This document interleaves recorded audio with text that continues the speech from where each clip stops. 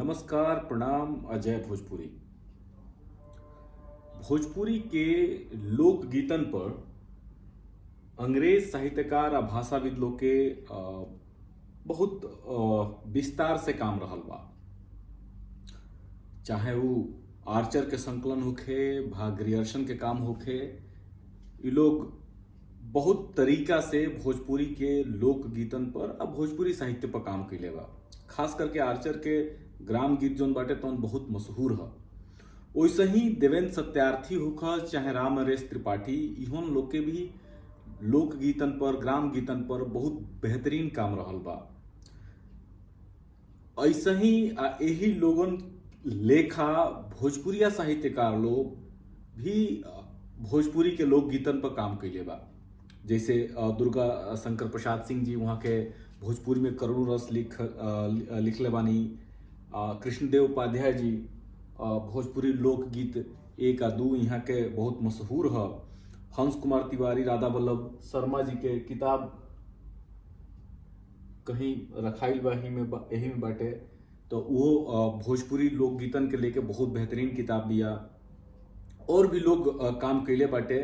वर्तमान समय में राम नारायण तिवारी गुरु जी भोजपुरी के लोकगीतन पर बहुत बेहतरीन तरीका से वहाँ के काम कैले बानी। जदसार वहाँ के बहुत बेहतरीन संग्रह गारी गीतन पर बाटे, बारहमासा पर बा। तो ऐसे बहुत लोग काम कैले बाटे। एकरा अलावा बहुत लोग भोजपुरी लोकगीतन पर शोध के काम कैले बाटे। अलग अलग किताब बाड़ी से हमारा लगे हम देख सके नहीं, जब बबीता कुमारी के भोजपुरी संस्कार गीतों का विश्लेषणात्मक अध्ययन, हमारा लगे ऐसा 3-4 गो किताब बाड़ी से जहाँ की भोजपुरी लोकगीतन पर काम भइल बाटे। हम आज भोजपुरी लोकगीतन के बात ये से कर रहल बानी कहे से कि आज हम जौना किताब पर बात करे जा रहल बानी वो किताब के कनेक्शन चाहे जुड़ाव कहीं भोजपुरी लोकगीतन से बाटे।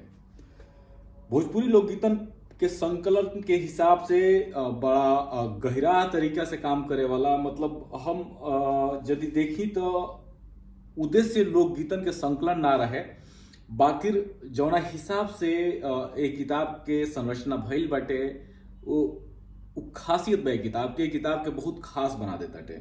हम आज जौना किताब पर बात करे जा रहल बानी वो किताब के लेखक रहनी पद्म भूषण से सम्मानित विद्यानिवास मिश्र जी। संस्कृत, हिंदी या भोजपुरी के सुप्रसिद्ध साहित्यकार रहनी।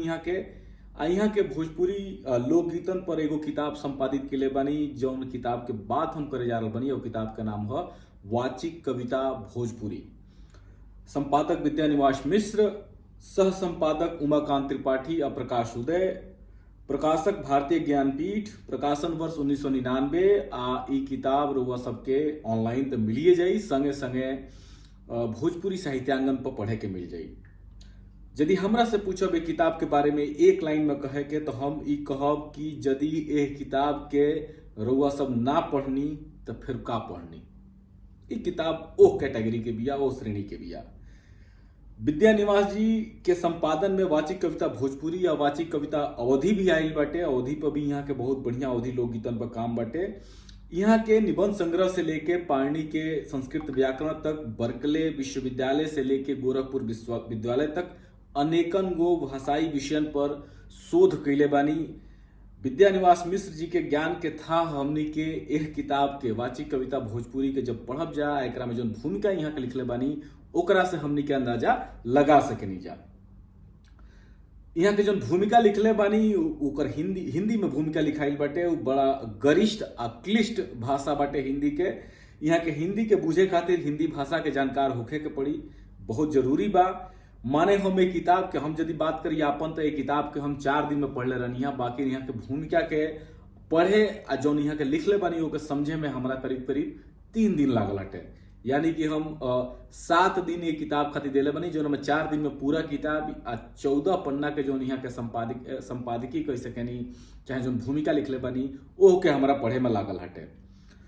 बाकी भूमिका बात बा, ये भूमिका के जब रुआ पढ़ब तो रुआ सबके अंदाजा होई कि कितना शानदार तरीका से भूमिका लिखाइल बा। मने लोकगीतन के बारे में यहाँ के जो कहल लानू खखोर के धऽ दियल, मतलब एकदम पेनी से नीचे से निकाल दिल बनी। हर एक चीज के बड़ा तरीका से समझौले बनी, गजब लिखाई बा। खास करके लोकगीतन के बारे में जो यहाँ के एगो कोट हम रुआ सबके देता नहीं, जोना के पढ़ला से जोना के जानला से रुआ सब समझ सकेनी कि कितना गहिर तरीका से यहाँ के लोकगीतन पर बात कर रहल बानी। यहाँ के लिखत आनी कि भूमिका रुआ सब पढ़ सकेनी किताब में, हम स्क्रीन पर भी दिखा रहा बानी भूमिका के वो हिस्सा। लोकगीतों को लोग जब अनुष्ठान के साथ सुनने के बजाय या तो कैसेट पर सुनना चाहते हैं या फिर उसकी सामाजिक स्व परीक्षा करना चाहते हैं। रस लेकर उन गीतों को तभी सुना जा सकता है जब उन्हें उचित संदर्भ में रख कर देखें। यह होता नहीं, इसलिए अधिक से अधिक हमारी दया दृष्टि ही ऐसे साहित्य पर पड़ती है। थोड़े से लोग हैं जिनकी कृपा दृष्टि भी पड़ती है, पर वे उसका उपयोग छिछली रुमानियत में ही करके संतुष्ट हो जाते हैं, या फिर उसमें अगर कोई करुण कथा है तो उसका उपयोग समाज शास्त्रीय व्याख्या के लिए करने लगते हैं। बहुत कम लोग हैं जो रस लेकर इस वाचिक काव्य को सुनते हैं, और सुनते हैं तो उनकी आंखें नम हो जाती है। ऐसे ही लोगों पर भरोसा करके प्रस्तुत संकलन तैयार हुआ है। यहाँ के भूमिका में बात के लिखले बनी, शुरुआती में ही यह बात के यहाँ के लिखले बनी। ओकरा बाद जैसे जैसे यहाँ के भूमिका के 14 पेज के भूमिका बाटे, तो जैसे जैसे रुआ सब भूमिका के भीतर जाए तो रुआ सबके अंदाजा लग जाए कि यहाँ के का कही रहल बनी। 104 पेज की किताब भारतीय ज्ञानपीठ से प्रकाशित बिया, यानी कि भारत के एगो बेहतरीन पब्लिकेशन से किताब प्रकाशित भइल बिया। भूमिका के पढ़ल जरूरी बा, भूमिका एक किताब के जीव जान बा। माने हम बार बार ये बात के कह रहल बनी, एकरा मतलब कि वाकई बहुत बेहतरीन बाटे। भूमिका हिंदी में लिखाइल बाटे, गरिष्ठ अक्लिष्ट बड़ुए मिश्र जी संस्कृत के प्रकांड विद्वान रहनी, यही वजह से वो संस्कृत के असर जोन बाटे एह किताब के भूमिका पर जो लिखाइल बा ओकरा में लौकता। अनुक्रम वाला पेज पर जब जाए तो बड़ा तरीका से गीतन के सजावल बा। यदि हमार राय पूछब तो ई तरीका प्रकाश उदय भैया के हो सकला। जैसे हम कहनी हटे कि प्रकाश उदय भैया जौन बड़े तो सह संपादक बड़े किताब के, तो जोना सलीका से या तरीका से रखाइल बाटे, जोना हिसाब से ओकर वर्गीकरण भइल बाटे, वो से लागत हटे कि ई प्रकाश भैया के ही देन हो सकेला जो ओ तरीका से रखाइल बा। 92 को भोजपुरी लोकगीतन के 4 गो अलग अलग हिस्सा में ओ गीतन के संभवतः प्रस्तुति के आधार पर रखल बाटे। उ वर्गीकरण सुन ली। सुमिरन, जैसे सुमिरन कइल जाला, कहल, बतियावल आ कथावल, यानी कि 4 गो तरीका से प्रस्तुति ये लोकगीतन के होला। ये हमार आकलन बाटे।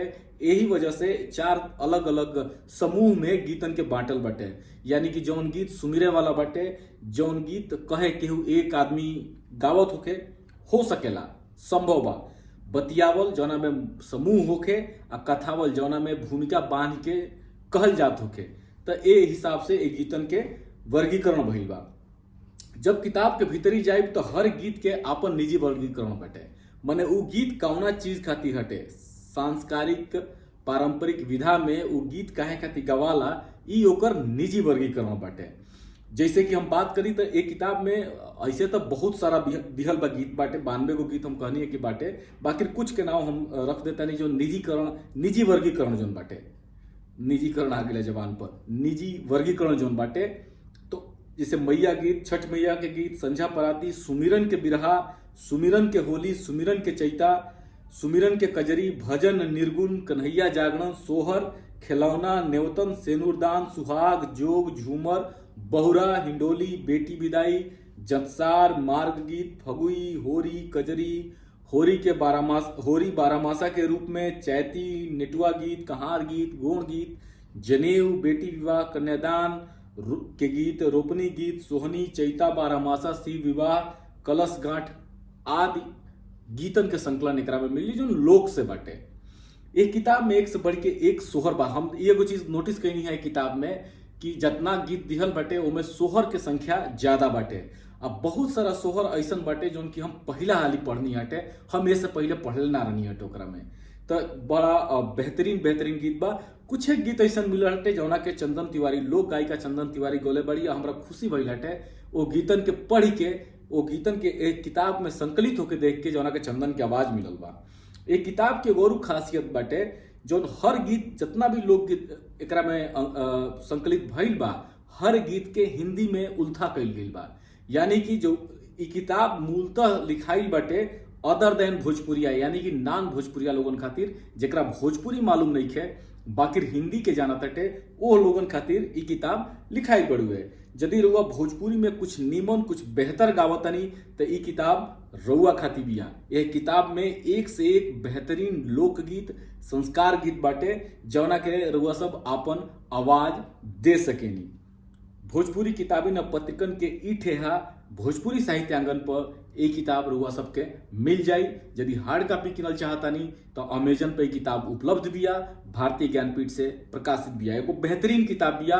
हम फिर कहब कि रुआ सब एक किताब के छोड़ी मत, जरूर पढ़ी। एक किताब के पढ़ला से भोजपुरी लोक साहित्य के ताकत से, ओकरा साहित्यिक स्वरूप से बहुत बेहतर तरीका से, बहुत बेहतरीन तरीका से परिचय हो सकेला। तब इजाजत दी आज खातिर इतने, फिर हम हाजिर होकर भोजपुरी के कोनो किताब लेके। तब तक प्रणाम, धन्यवाद, जय भोजपुरी।